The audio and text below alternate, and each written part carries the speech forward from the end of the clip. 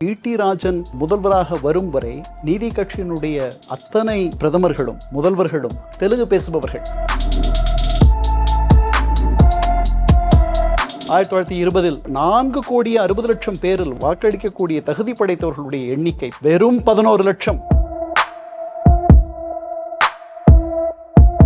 சென்னை ராஜதானியில் தான் முதலில் பெண்களுக்கு வாக்குரிமை வந்தது. அமெரிக்காவில் வந்த அதே நேரத்தில் வந்தது. கம்யூனிஸ்ட் இயக்கம் ஆயுத புரட்சியை அது வலியுறுத்தியதால் அதை தடை செய்து அவர்கள் வேட்டையாடப்பட்டார்கள். திமுக இருக்கக்கூடிய அணியில் நான் இருக்க மாட்டேன் என்று சொல்லிவிடுகிறார் பெரியார். அதனால் அந்த கூட்டணி நடக்கவில்லை. ஏன்னா ராஜாஜி சொல்லிடுறார், நான் தேர்தலெல்லாம் நிற்க மாட்டேன் அப்படி தெளிவாக சொல்லிடுறார். ஒருவேளை அவர் நின்று இருந்தால் தோற்றிருப்பார்னு தான் நினைக்கிறேன். ஏன்னா அம்பேத்கரையை தோற்கடிச்சிட்டாங்க மக்கள், காமராஜரையும் தோற்கடித்தவர்கள், அண்ணாவை தோற்கடித்தவர்கள். அதனால 53 கலைஞருடைய ஆளுமையினால, அவருடைய பழக்கத்தினால அவர் கரைச்சு எம்ஜிஆரை கொண்டு வந்து சேர்க்கிறார். எம்ஜிஆர் அதுக்கு முன்னால காங்கிரஸ்ல இருக்காரு. ஆமா, அண்ணா கார்ல இருக்கார், வெளியே திமுகவோட கொடி பறக்குது. வெளியில வந்து எம்ஜிஆர் கட்சி கொடி பறக்குதுறான்னு சொல்றாங்க. அண்ணா அதை கண்டு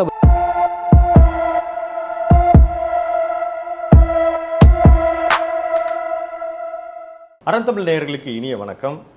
நாம் தொடர்ந்து அரசியல் மட்டுமல்ல, நடப்பு நிகழ்வுகள் மட்டுமல்ல, வரலாற்று பதிவுகளையும் பதிவு செய்து நாம் கொடுத்து வருகிறோம்.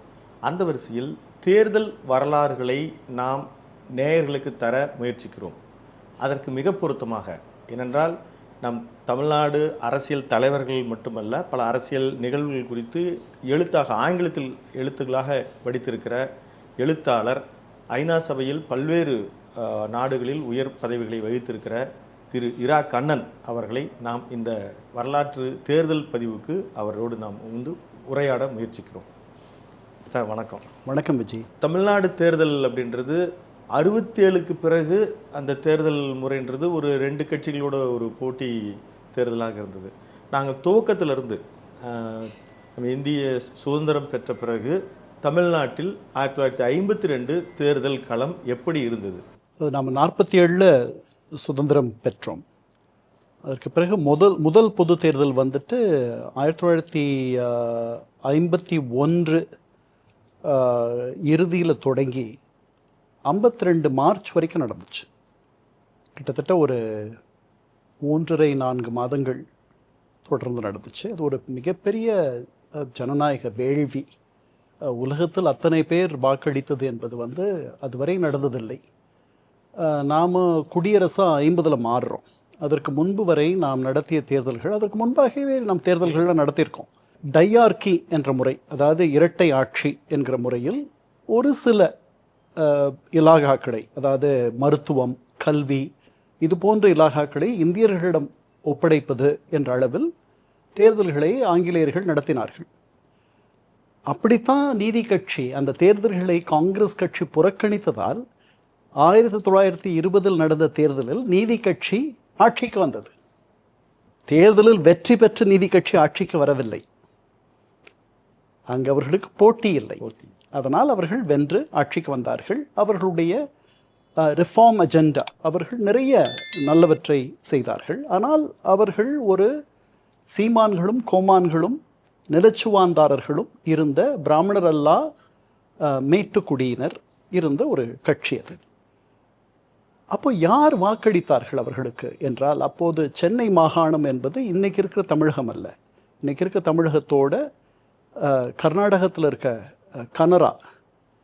கனரா மாவட்டம், அதில் உள்ள சில பகுதிகள், இன்றைக்கி இருக்கிற ஆந்திரா, பிரிந்து போன ஆந்திரா, அது நம்மோடு இருக்குது. தெலுங்கானா இருக்கா? இல்லை, தெலுங்கானா இல்லை. தெலுங்கானா வந்து நிசாம் ஆள்ற தெலுங்கானா வந்துட்டு தனியாக இருக்கிறது. இந்த பகுதிகள் நம்மோடு இருக்குது. இன்றைக்கி ஒடிஷாவில் கஞ்சம்னு ஒரு மாவட்டம் இருக்குது. அது வரைக்கும் சென்னை ராஜதானியினுடைய எல்லைகள் விரிந்திருந்தன.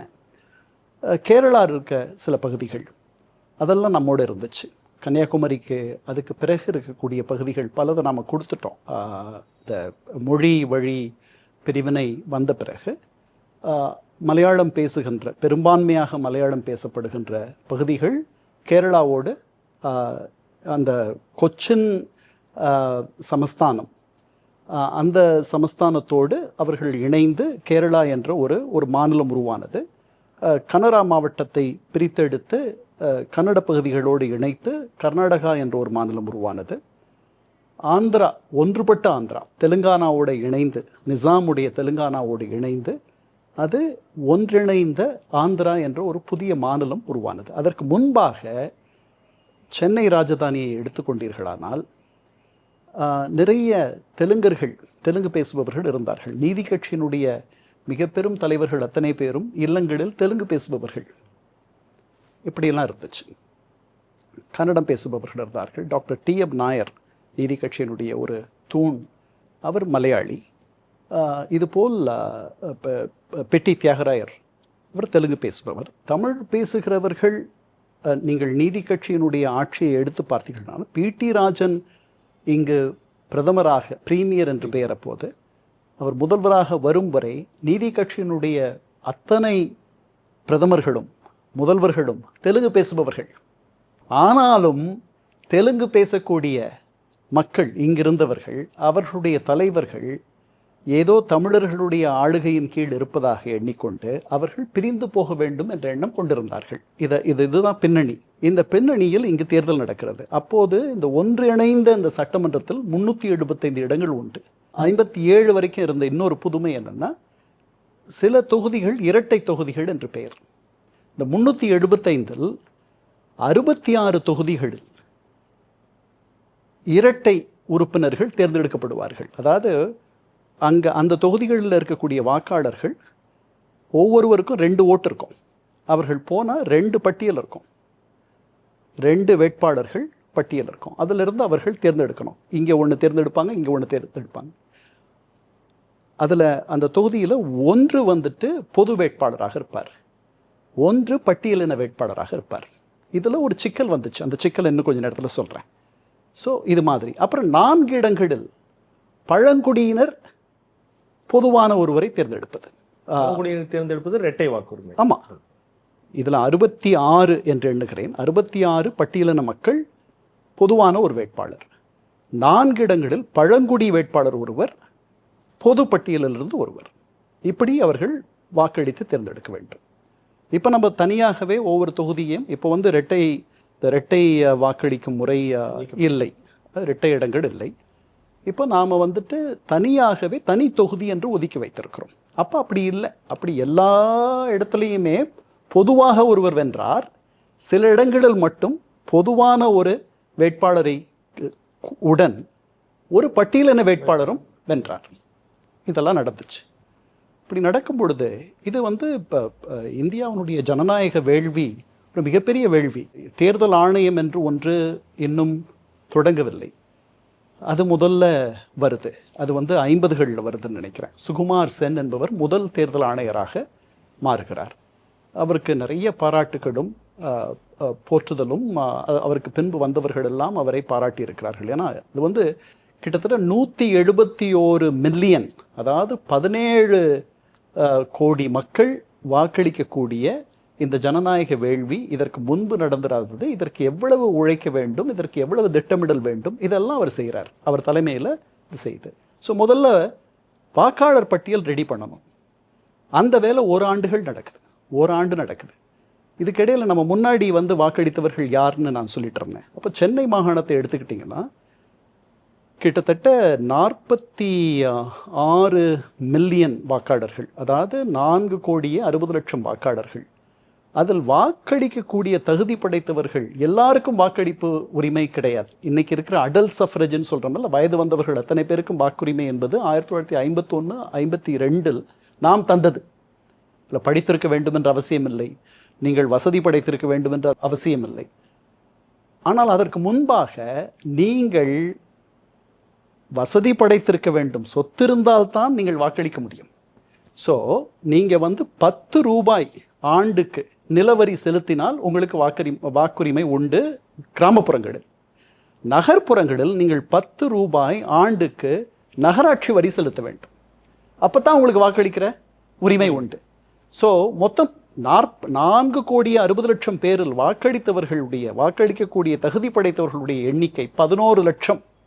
வெறும் 11 லட்சம் 1920. இது 1935 government of India act of 1935 வந்த பிறகு இன்னும் அவர்கள்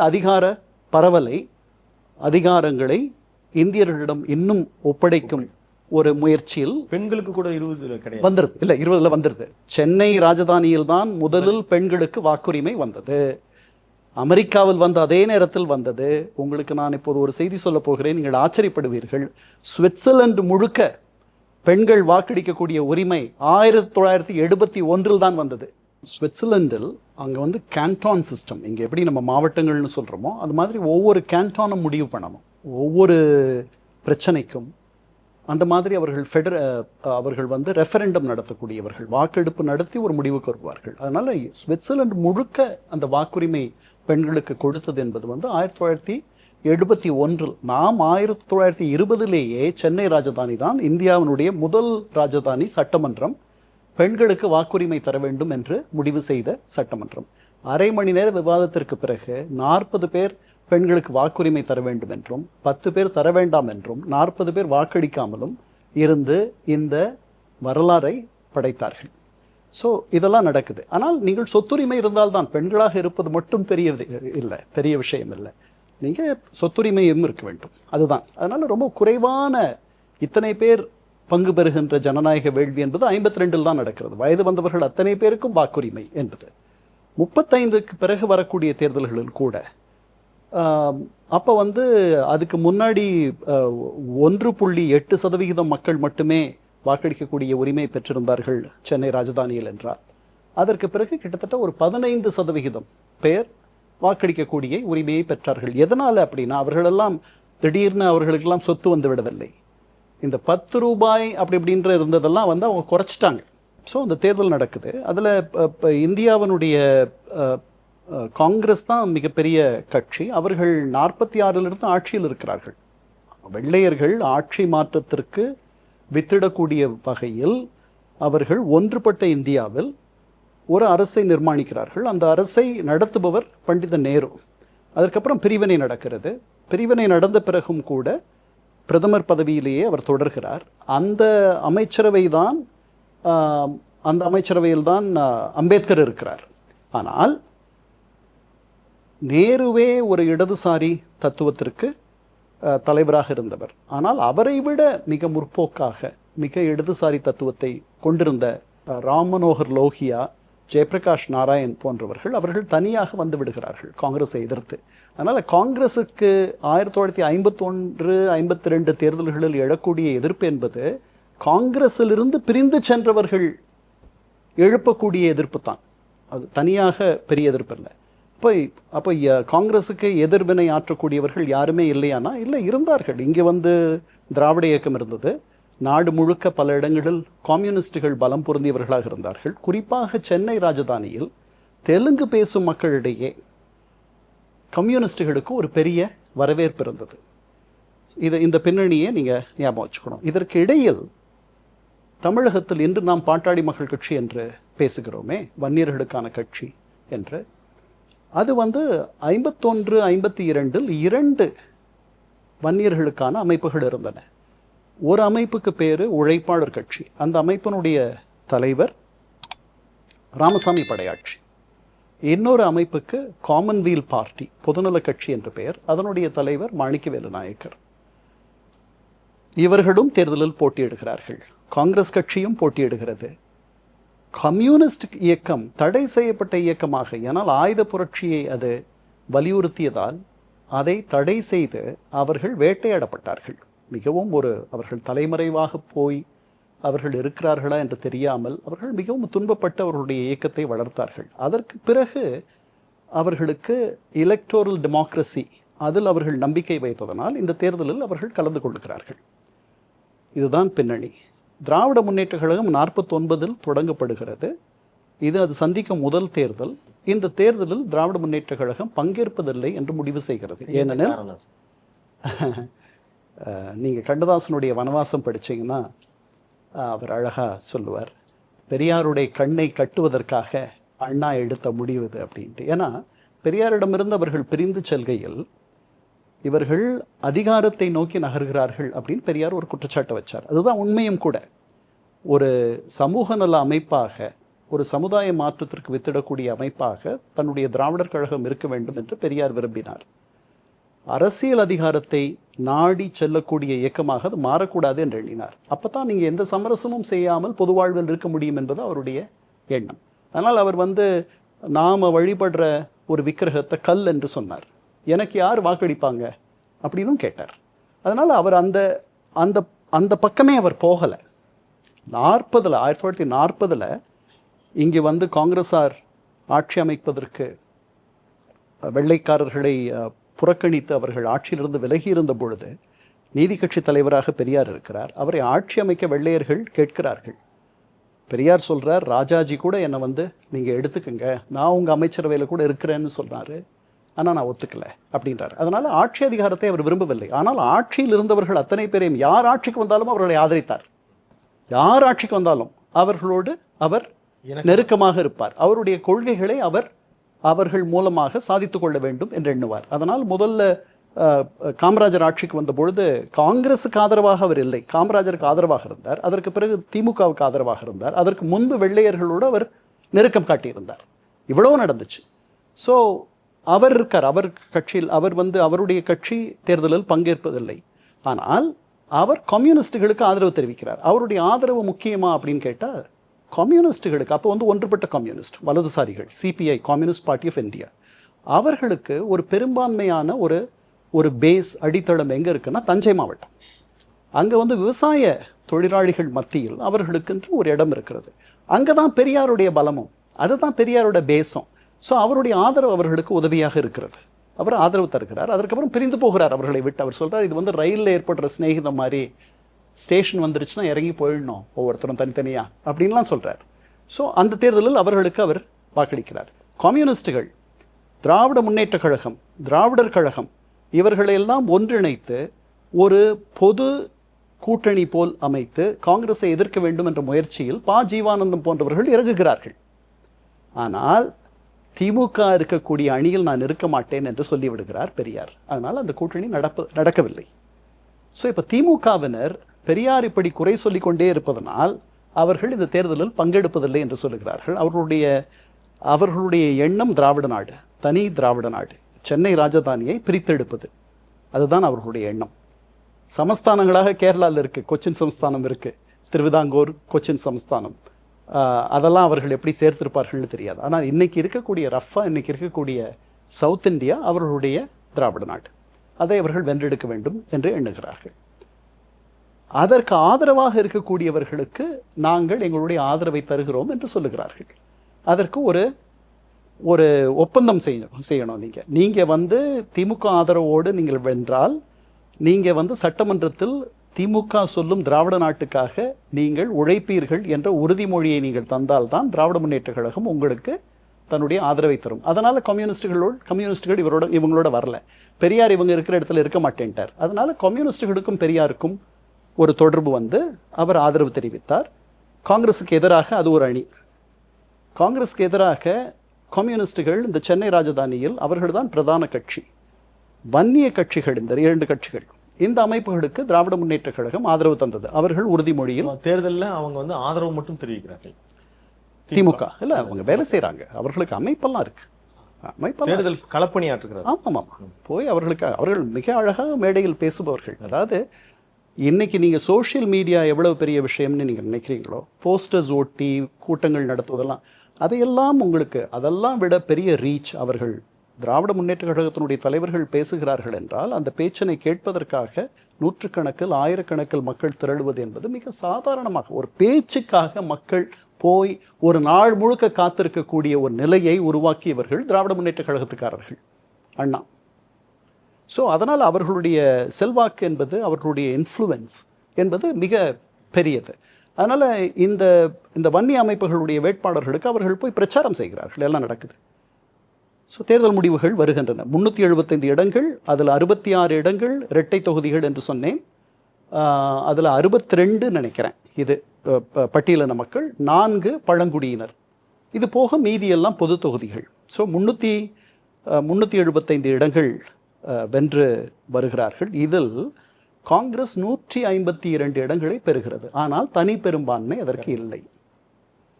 கம்யூனிஸ்டுகள் அதற்கு அடுத்த பெரிய கட்சியாக வருகிறார்கள், 62 இடங்கள். இந்த இடத்துல இந்தியா முழுவதும் அன்னைக்கு காங்கிரஸ், இந்தியா முழுக்க எல்லாம் மற்ற இடங்களெல்லாம் காங்கிரஸ் வெற்றியை பெறுகிறது. இங்கே மட்டும் அவர்களுக்கு வந்து சென்னை ராஜதானி. இந்த ராஜதானி வந்து இன்னைக்கு இருக்கிற உத்தரப்பிரதேசத்துக்கு அடுத்து பெரிய ராஜதானியாக இருந்த ராஜதானி. யுனைடெட் ப்ராவின்சஸ்ன்னு பேருன்னு நினைக்கிறேன் அப்போ இருந்த அந்த இதுக்கு, அந்த அமைப்புக்கு. அதற்கு அடுத்து பெரிய இடம் இதுதான். இந்த ராஜதானியில் அவர்களால் தனி பெரும்பான்மையை பெற முடியவில்லை, 152. இப்போ பிரகாசா, ஸ்ரீ பிரகாசான்னு சொல்லிட்டு அவர் தான் கவர்னர் இங்கே, அவர் இருக்கார். கம்யூனிஸ்டுகள் என்ன பண்ணுறாங்க, கம்யூனிஸ்டுகளோட இன்னொரு கட்சியும் நம்ம பார்க்கணும். இந்த நான் முன்னாடி சொன்ன இடதுசாரி தத்துவத்தை பெரிதும் நாடிய ஜெயபிரகாஷ் நாராயண், ராம் மனோகர் லோகியா அவர்கள் சோஷலிஸ்ட் பார்ட்டி என்ற ஒரு கட்சியை நடத்தி கொண்டிருந்தார்கள். அவர்கள் தான் இந்தியா முழுக்க நேருவுக்கு எதிர்ப்பாக இருந்தார்கள். அம்பேத்கர் ஸ்கெட்யூல் காஸ்ட் ஃபெடரேஷன் சொல்லிட்டு அவர் ஒரு அமைப்பை வைத்திருந்தார். அவரும் இந்தியா முழுக்க நேருவை எதிர்த்தார். இது தவிர கிசான் மஸ்தூர் பிரஜா பார்ட்டி, அதாவது விவசாயிகள், உழைப்பாளிகள் மக்கள் கட்சி என்ற அமைப்பை ஆச்சாரிய கிருப்லானி அவர் நடத்தினார். இவங்க தான் தேசிய அளவில் காங்கிரஸுக்கு எதிர்ப்பு. கம்யூனிஸ்டுகள் இப்போ நான் சொன்ன இவர்களெல்லாம். இங்கேயும் இந்த கிசான் மஸ்தூர் பிரஜா பார்ட்டி, KMPP, ஒரு பெரிய அமைப்பாக இருக்கிறது. தமிழகத்தில் இல்லை, ஆனால் ஒன்றுபட்ட ராஜதானியில், சென்னை ராஜதானியில் அவர்கள் இருக்கிறார்கள். அந்த அமைப்புக்கு தலைவராக யார் இருக்கிறார்னா ஆந்திர கேசரி பிரகாசம். அவர் அந்த அமைப்புக்கு தலைவராக மாறிடுறார். அவர் ஒரு தனி ஆளுமை படைத்த ஒரு தலைவர். அவர் காங்கிரஸில் அவருக்கு இருக்கக்கூடிய சங்கடங்களால் அவர் வெளியே வருகிறார். காங்கிரஸினுடைய எதிர்ப்பை அவர் நாடுகிறார். அந்த எதிர்ப்புக்கு நாடு முழுக்க ஆச்சாரிய கிருப்லானியோடைய அந்த KMPP ஒரு பெரிய கட்சியாக இருக்கிறது. அந்த கட்சிக்கு சென்னை ராஜதானியில் அவர் தலைமை தாங்குகிறார். தேர்தல் முடிவுகள் வந்த பிறகு அந்த கட்சியினுடைய தலைவராக சென்னை ராஜதானியில் அவர் சுயேச்சைகள், இந்த வன்னிய அமைப்புகள், கம்யூனிஸ்டுகள் இவர்களை எல்லாம் ஒன்றுபடுத்தி எங்களுக்கு தனி பெரும்பான்மை இருக்கிறது, எங்களை நீங்கள் ஆட்சி அமைக்க அழையுங்கள் என்று சொல்லுகிறார். சரிதானா? ஸ்ரீ பிரகாசாத்துக்கு ஆந்திர கேசரி பிரகாசம் என்னை அழையுங்கள் என்று கேட்கிறார். இந்த வன்னிய அமைப்புகள் அவர்களுக்கு சாதகமாக இருப்பதாக ஒரு எண்ணம் இருக்கிறது. பொதுநல கட்சி, அதாவது நம்ம மாணிக்கவேல் நாயக்கர் கட்சியிலிருந்து இந்த 375 பேர் கொண்ட அந்த சட்டமன்றத்தில் 6 பேர் தேர்ந்தெடுக்கப்படுகிறார்கள். ராமசாமி படையாட்சிக்கு 19 பேர் வருகிறார்கள். ஸோ அவங்க 2 பேரும் சேர்ந்து 25 உறுப்பினர்கள். அது ஒரு கணிசமான உறுப்பினர்கள். அவர்களுக்கு சென்ட் மேரிஸ் ஹால்னு சொல்லிட்டு சென்ட்ரல் ஸ்டேஷன் பக்கத்தில் ஒரு ஹால் இருக்குது. அந்த ஹாலில் ஒரு பாராட்டு விழா நடத்துகிறார்கள். அந்த பாராட்டு விழாவில் அண்ணா பேசுகிறார். ஏன்னா இவர்களுடைய ஆதரவோடு தான் அவர்கள் வென்றிருக்கிறார்கள். அவர் சொல்லுகிறார், நீங்கள் வென்றிருக்கிறீர்கள், நீங்கள் உங்களுடைய உறுதிமொழி பொடி நடந்து கொள்வீர்கள் என்று நாங்கள் எல்லாம் நம்புகிறோம். அதெல்லாம் எப்படி நடந்துக்குவாங்கன்னு முதலே சொன்னார் பெரியார். அதெல்லாம் யாரும் நடந்துக்க மாட்டாங்க, அவங்க நடந்துக்கலன்னா உங்களால் ஒன்றும் பண்ண முடியாது, இதெல்லாம் சுத்த பைத்தியகாரத்தனம் அப்படின்ட்டார். இந்த உறுதிமொழி விஷயமெல்லாம் அவர் எல்லாத்தையும் உடைச்சி சொல்கிறவர். அதனால சொல்லிட்டார். அதே மாதிரி தான் நடந்துச்சு. அப்புறம் அண்ணா சொல்கிறார், நீங்கள் இந்த மாதிரி ஒரு நிலைமை இருக்குது, தொங்கு சட்டமன்ற மாதிரி இருக்குது, யார் ஆட்சி அமைக்கிறதுன்னு தெரியல, நீங்கள் கட்சி மாறி செல்பவர்களை மக்கள் தொழுநோயாளியாக பார்ப்பார்கள் அப்படின்னு சொல்கிறார் அண்ணா. அதை பற்றியெல்லாம் யாரும் கவலைப்படல. இப்போது பிரகாசத்துக்கு ஆதரவாக, காங்கிரஸுக்கு எதிர்ப்பாக இவர்கள் இருப்பதாக ஒரு பிம்பத்தை கட்டமைக்கிறார் ஆந்திர கேசரி பிரகாசம். இதுக்கிடையில் கம்யூனிஸ்டுகள் பெரும்பான்மையாக உள்ள ஒரு அமைப்பு ஆட்சிக்கு வந்துவிடக்கூடாது என்று எண்ணுகிற சில பேர் இருக்கிறார்கள். காமராஜர் என்ன சொல்கிறார்? காமராஜர் தான் அப்போ தமிழக காங்கிரஸினுடைய கட்சி தலைவர். அவர் என்ன சொல்கிறார்?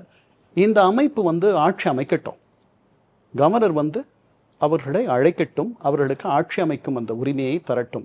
இது ஒரு பொருந்தா கூட்டணி. கம்யூனிஸ்டுகள், கிசான் மஸ்தூர் பிரஜா பார்ட்டி, இது ஒரு அவியல். அவர்கள் ரொம்ப நேரம் நெல்லிக்காய் மூட்டை மாதிரி சிதறிடுவாங்க, அவர்களே அடித்து கொண்டு கீழே இறங்கிடுவாங்க. அதனால் அதுதான் காமராஜருடைய எண்ணம். ஆனால் வேறு சிலர் கம்யூனிஸ்டுகள் ஆட்சி அமைப்பதை அவர்கள் விரும்பவில்லை.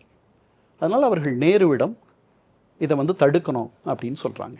அப்போது கவர்னர் ஜெனரலாக இருந்து அதுக்கப்புறம் உள்துறை அமைச்சராக இருந்து எனக்கு தெரிந்து இலாகா இல்லாத அமைச்சராக கூட ராஜாஜி இருந்திருக்கிறார் என்று எண்ணுகிறேன்.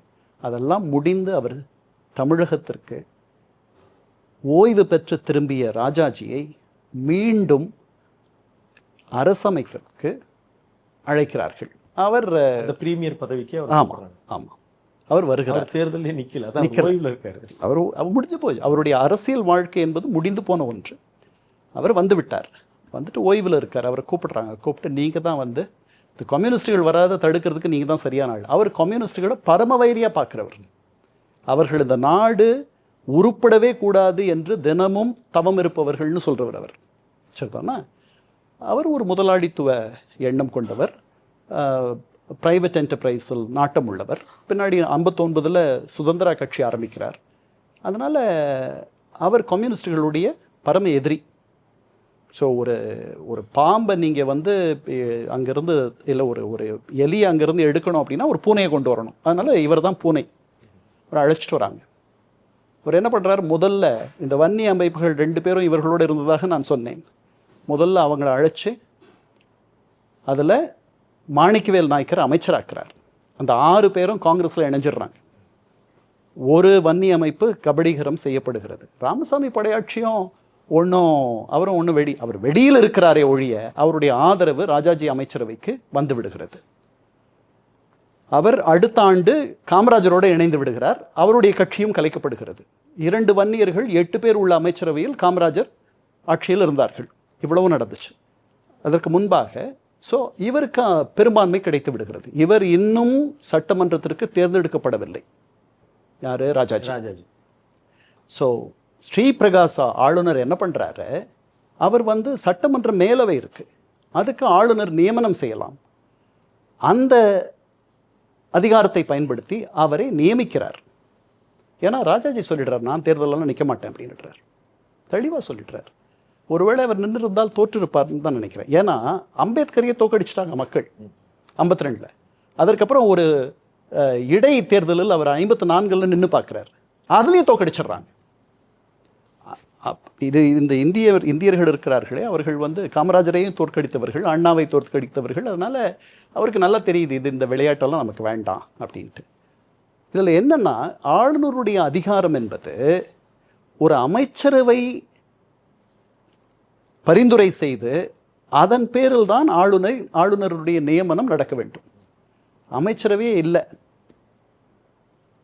இன்னும் அமைச்சரவை அமைக்கப்படவில்லை.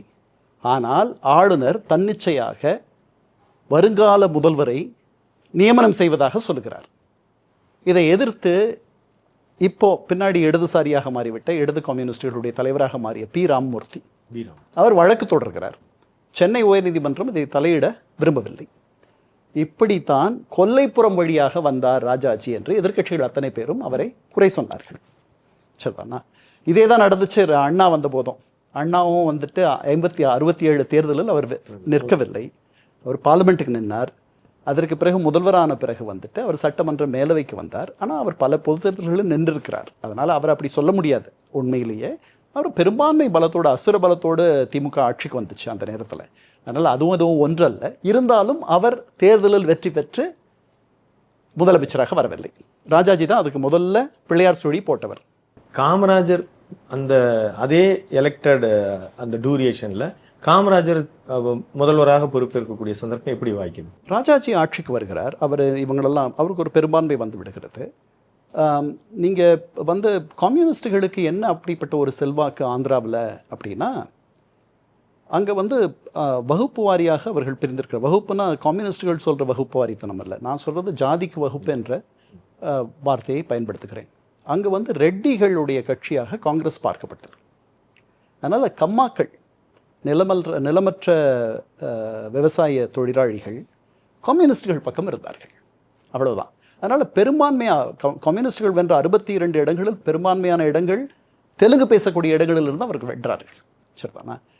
அதனால் பொதுவாக இந்த சென்னை ராஜதானியில் தெலுங்கு பேசும் மக்கள் தங்களுக்கென்று ஒரு மாநிலம் இருந்தால் நல்லது, அது பிரிந்து போக வேண்டும் என்ற எண்ணம் அவர்களுக்கு தொடக்கத்தில் இருந்தே இருந்தது.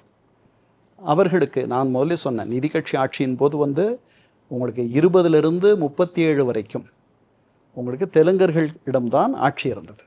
அவர்கள் நீதி கட்சியில் இருந்தார்கள். ஆனால் இல்லங்களில் தெலுங்கு பேசினார்கள். 37 ராஜாஜி முதல்வராக வருகிறார்.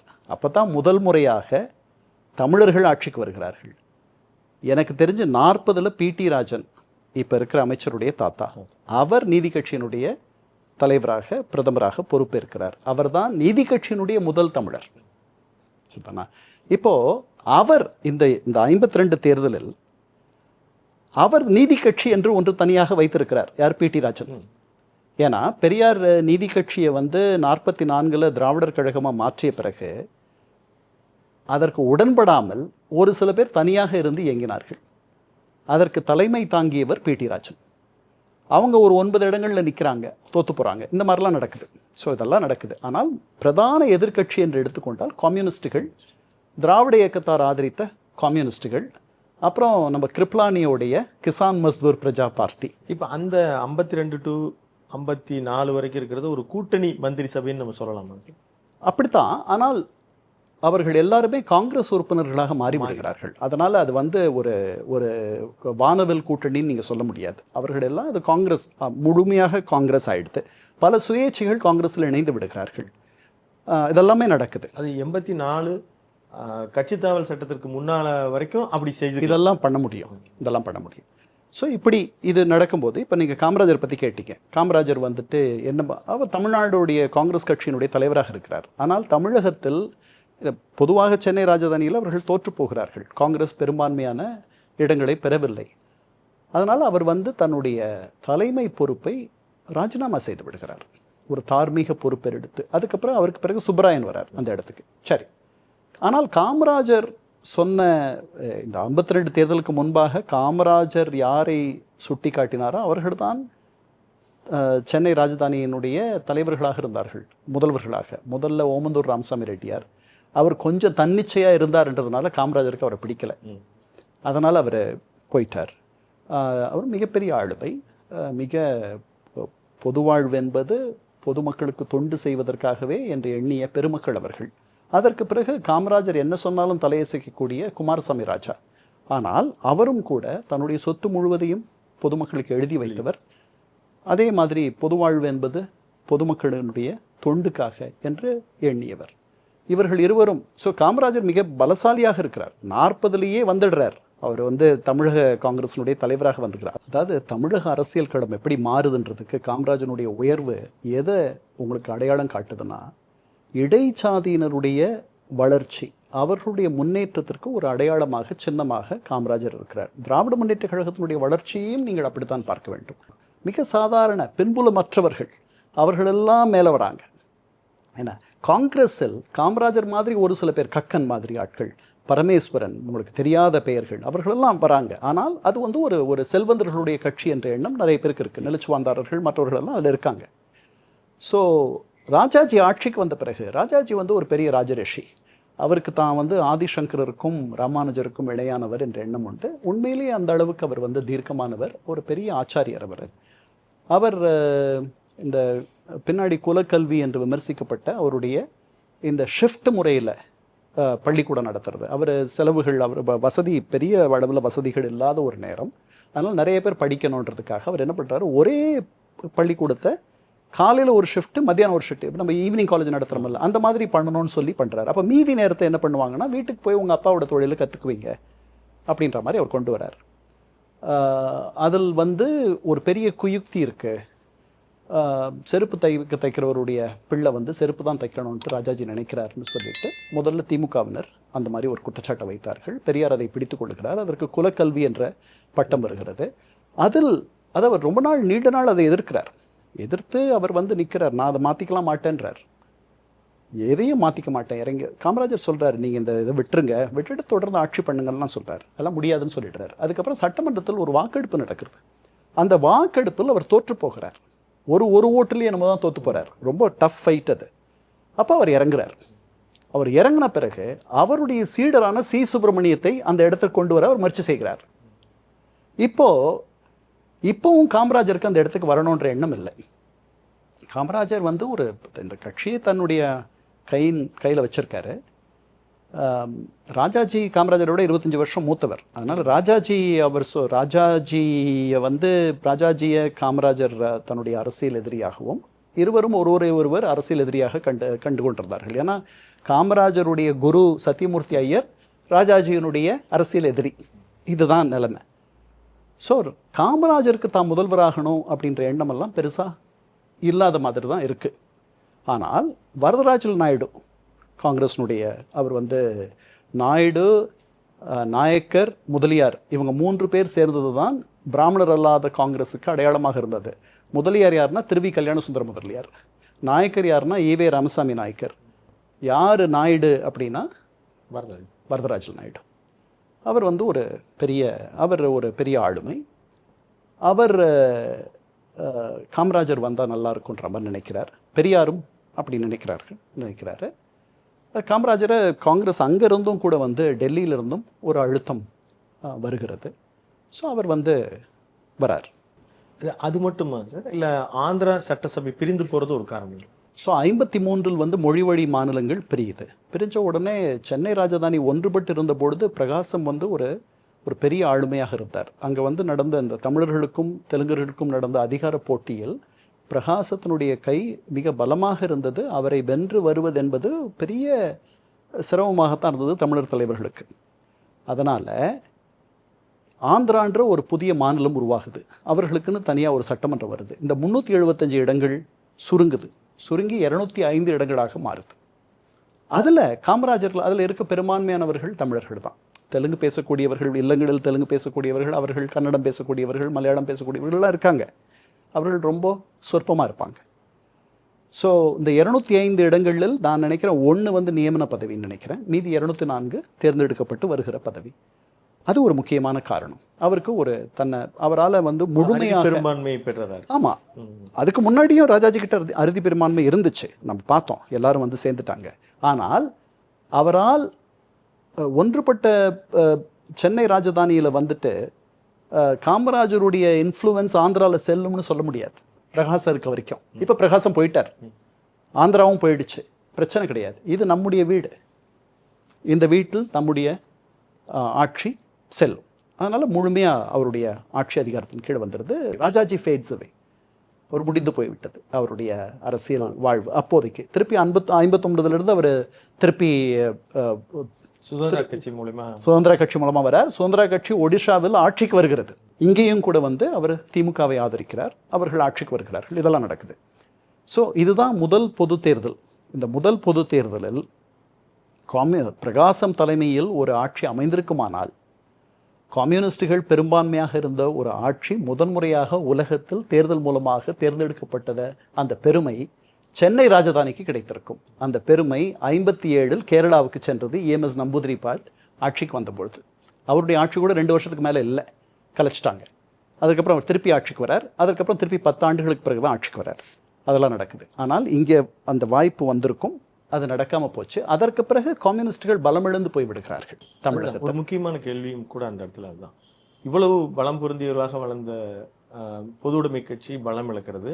இந்த இடத்துல இப்படி ஒரு மாற்று ஆதரவு இந்த மாதிரி இருக்கும்பொழுது, அதற்கு பிறகு அண்ணாதுரை அவர்களும் திமுக அவர்களும் பெரிய விஸ்வரூபம் எடுக்கிறாங்க தமிழ்நாட்டில்.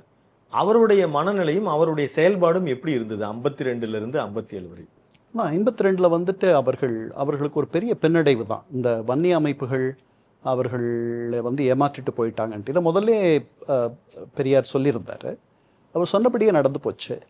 அதனால் கட்சி உள்ளேயே வந்து நாம் எதுக்கு மற்றவர்களை ஆதரிக்கணும், நாமே நின்னா என்ன அப்படின்ற ஒரு எண்ணமும் வலுத்துட்டு இருந்துச்சு. அதுதான் அவர்களுடைய இறுதி இலக்கு.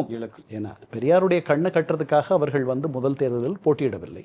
திராவிட நாடு என்பதே வந்து ஒரு கனவு தான் அப்படின்ட்டு பின்னாடி சம்பத்தெல்லாம் சொன்னார். அது எல்லாருக்கும் அண்ணாவுக்கு நல்லாவே தெரியும், முதல்ல இருந்தே தெரிந்தே தான் அந்த புலிவாலை பிடித்த ஒரு மாதிரி ஆயிட்டார், அதை விட முடியல அவரால் அப்படின்லாம் சொல்கிறார் சம்பத். அது இந்த பின்னணியில் அவர்கள் இந்த 52 தேர்தலில் அவர்களுடைய ஆதரவு பெற்று இத்தனை பேர் வந்தார்கள் என்பது அவர்களுக்கு ஒரு பெரிய மகிழ்ச்சியை தருகிறது.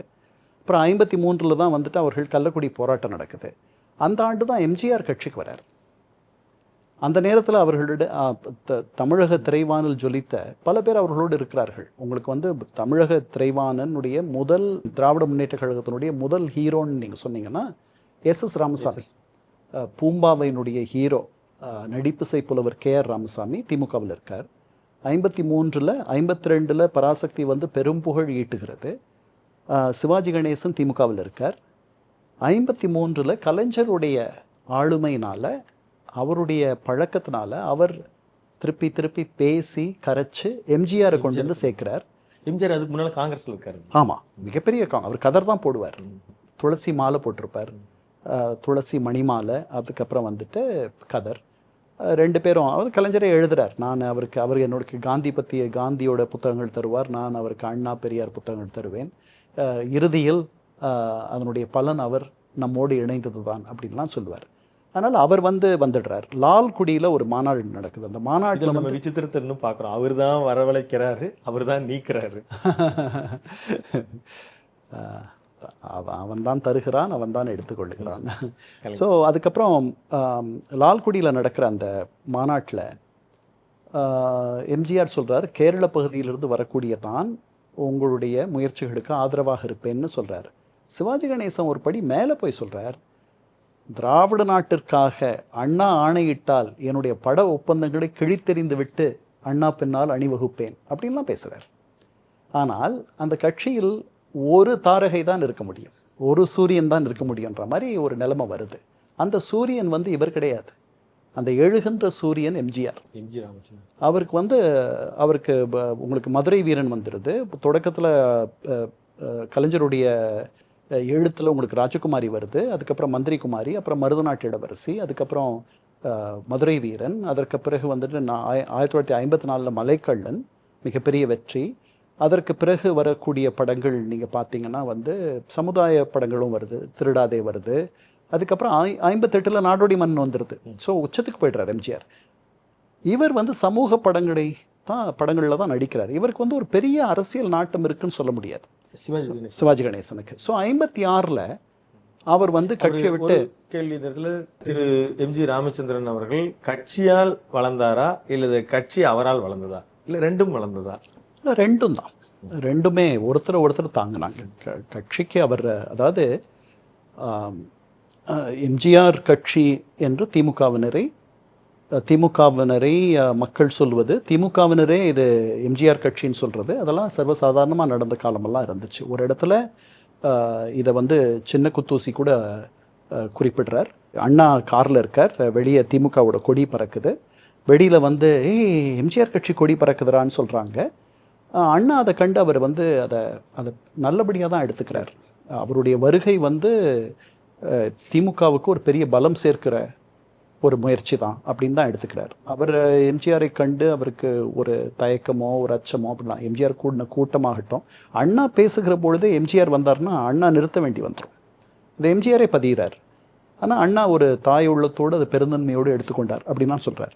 ஸோ அதனால் எம்ஜிஆர் கட்சின்ட்டு அந்த கட்சி கொடிக்கு எம்ஜிஆர் கட்சி கொடி, எம்ஜிஆர் கட்சி என்ற பேரெல்லாம் விட்டது. அந்த அளவுக்கு எம்ஜிஆருடைய வருகை திமுகவுக்கு ஒரு பெரிய, அதாவது நீங்கள் குக்கிராமங்களுக்கெல்லாம் திராவிட முன்னேற்ற கழகத்தை கொண்டு போய் சேர்த்தவர்னு சொன்னால் அதற்கு எம்ஜிஆர் ஒரு பெரிய காரணம். அவர் போய் அப்புறம் 57 தேர்தலில் அவர் கொஞ்சம் சின்னதாக பிரச்சாரம் பண்ணுறார், 62ல் பெரிய அளவில் பிரச்சாரம் பண்ணுறார். ஸோ அதே மாதிரி கட்சி அவருக்கு ஒரு பெரிய தூணாக, அவரை தாங்கக்கூடிய ஒரு பெரிய அமைப்பாக இருந்தது. அதனால தான் கட்சியை விட்டு அவர் வெளியே அவர் அனுப்பிட்டாங்கன்னும் பொழுது அவர் கொஞ்சம் ரொம்ப தளர்ந்து போயிட்டார் தொடக்கத்தில். அதற்கப்புறம் அவர் கிடைச்ச ஆதரவை பார்த்த அந்த 4 நாளில் அந்த கூட்டத்தை பார்த்த உடனே தான் அவருக்கு திருப்பி கட்சி இல்லாத கூட நம்மால் இயங்க முடியும் அப்படின்ற ஒரு எண்ணம் வந்துச்சு. அதனால் ஒருத்தருக்கு சார்பாக it was a symbiotic relationship. அது ரெண்டும் இருந்துச்சு. உங்கள் கருத்து பதிவு மிக்க நன்றி சார். ஒரு 1952 இந்திய பொது தேர்தல்கள் எல்லாம் சுட்டி காட்டி ஒரு 57 வரைக்கும் எங்களுக்கு அப்படியே கண் முன்னால் கொண்டு வந்து நிறுத்தியிருக்கீங்க. தொடர்ந்து நாம் இதை செய்வோம் அடுத்தடுத்த தேர்தல்களில். ஏன்னா 67 நடந்த தேர்தல்கள் வரலாறுகளை தொகுப்பாகவே நீங்கள் புத்தகங்கள் எழுதியிருக்கீங்க. அதனால் உங்களை மீண்டும் உங்களுடைய அந்த கருத்துக்களை எதிர்நோக்கி காத்திருக்கிறோம். இந்த அளவில் இந்த காணொலியை நிறைவு செய்கிறோம். நன்றி, வணக்கம். நேயர்களே, தொடர்ந்து இணைந்திருங்கள். இந்த கமெண்ட் பாக்ஸில் இந்த எலெக்ஷன் சம்பந்தமான விஷயங்கள், ஏதாவது உங்களுக்கு சந்தேகங்கள் அல்லது கேள்விகள் இருந்தால் நீங்கள் இதை நிச்சயமாக நீங்கள் கருத்து பதிவிடுங்க. நம்ம ஐயா அவர்களும் நாங்களும் உங்களுக்கு இது தொடர்பான விளக்கங்கள் அளிக்க தயாராக இருக்கிறோம். நன்றி, வணக்கம்.